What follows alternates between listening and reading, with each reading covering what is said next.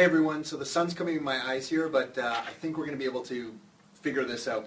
On this week's Rockstar Real Estate Minute, I wanted to answer a really good question that came in from Tim based on last week's Rockstar Real Estate Minute about setting up all your appointments to show up at the same time when you're trying to sell a house or when you're trying to rent it out.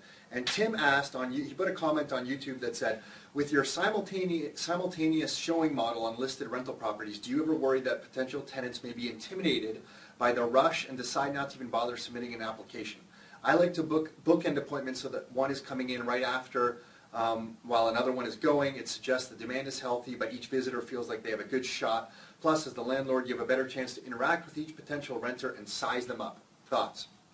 Okay, Tim, you asked for it, so here's our thoughts. I can tell from reading this you're a really nice guy, first of all.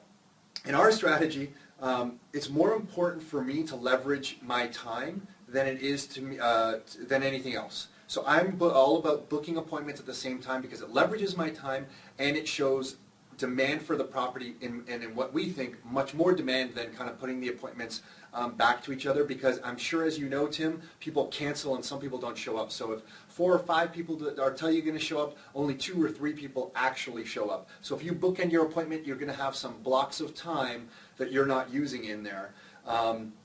And you still have time to get a gut reaction on people. Your gut is really quick, so even when you're meeting people really quickly, you can get a gut reaction on them. But I just want to give you an idea about the time that you're saving with our model versus bookending appointments.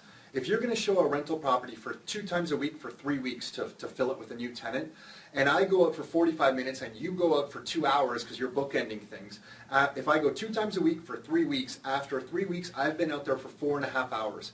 After 3 weeks you've been out there for 12 hours. That's a difference of 7.5 hours or more. So you've spent an entire whole day out at that property where I have a whole day to do a whole bunch of other work.